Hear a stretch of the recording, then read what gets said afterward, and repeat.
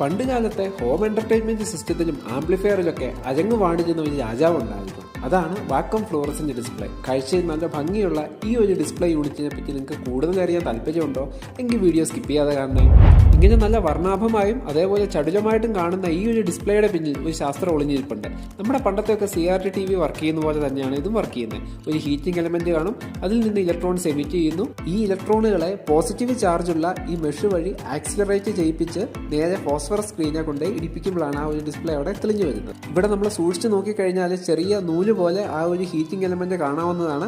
അതുപോലെ വളരെ മൈക്രോസ്കോപ്പിക് ആയിട്ടുള്ള മെഷും നമുക്ക് കാണാൻ സാധിക്കും. വിവിധ നിറങ്ങളിലുള്ള ഐക്കണുകൾ ഡിസ്പ്ലേ ചെയ്യിപ്പിക്കാൻ വേണ്ടി വ്യത്യസ്ത തരത്തിലുള്ള ഫോസ്ഫറസ് ആണ് അവിടെ യൂസ് ചെയ്യുന്നത്.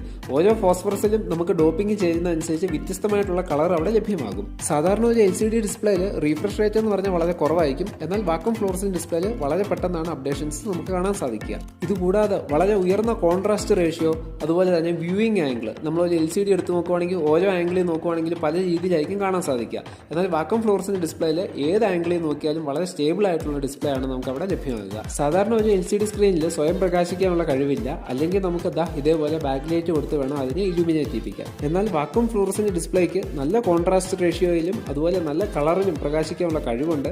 അതുകൊണ്ട് തന്നെ വളരെ ഹൈ എൻഡ് ആയിട്ടുള്ള ആംപ്ലിഫയർ സിസ്റ്റംസ്, ഇൻസ്ട്രുമെന്റേഷൻ സിസ്റ്റംസ്, അതുപോലെ വാണിംഗ് ഒക്കെ കൊടുക്കാൻ വേണ്ടിയുള്ള ചില പ്രത്യേക യൂണിറ്റുകൾ, ഇതിനകത്തെല്ലാം നമ്മൾ ഈ പറയുന്ന വാക്വം ഫ്ലൂറസെന്റ് ഡിസ്പ്ലേ ഉപയോഗിക്കാറുണ്ട്. അപ്പോൾ ഇത്തരം അറിവുകൾ ഇഷ്ടമാണെങ്കിൽ തീർച്ചയായിട്ടും വീഡിയോ ഒന്ന് ലൈക്ക് ചെയ്യാനും സബ്സ്ക്രൈബ് ചെയ്യാനും മറക്കണ്ട.